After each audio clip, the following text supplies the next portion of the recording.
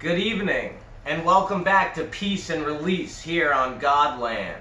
Tonight we'll be talking about prayer and meditation, and both combined.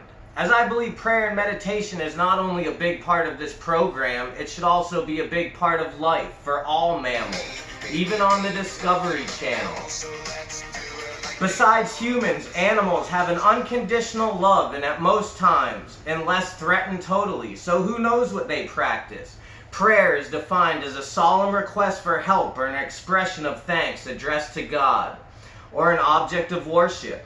I personally am more spiritual and never ask God for anything unless it helps others.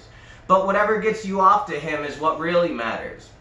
Meditation, on the other hand, is an experience that can take you to the depths of who you are, strip you of all perceptions of yourself until that point up in your life.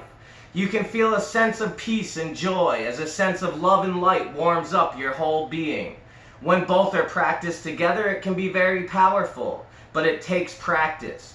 This is something I try to expand on daily. It wasn't always like this though. At the beginning, it was a lot of prayer mixed with masturbation. I had to use my hands and get something out of myself, sometimes quickly, sometimes slowly. I was not only stroking myself, but I was also stroking my ego, sometimes at the same damn time. But I kept coming back. I would go to meditation meetings on Sunday with vibrating singing bowls, thinking I was mad spiritual. But I couldn't get enough out of my own head. I kept praying though, looking up different types of meditation. My hands were constantly moving and typing. Still, I learned about yoga, hot or otherwise. It started to come through with education on self-guided meditation. As I hit the Qigong, Buddhist and Taoist, I finally became more transcendental and felt that mindfulness and peace, and also a little joy.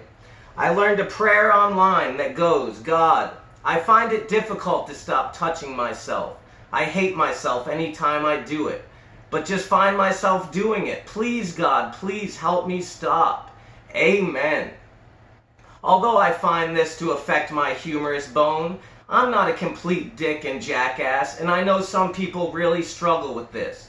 So when you are in the selfish act, alone or in the world, you can maybe take comfort and relate to songs from Green Day, like All By Myself, Dancing in Circles by Lady Gaga. There's a song called Fingers by the artist Pink, and even St. Vincent himself has a song called Birth in Reverse. For real though, we all have vices, and never take yourself too seriously. It just feeds the ego and leaves you judgmental plus resentful. It's also about progress, not perfection, in all areas of life. The growth can inspire others. It can show and always speaks for itself. Actions speak louder than words. And faith without works is dead. I learned two sayings today. The first one is, life is a mirror. If you frown at it, it frowns back. But if you smile at it, it returns the favor.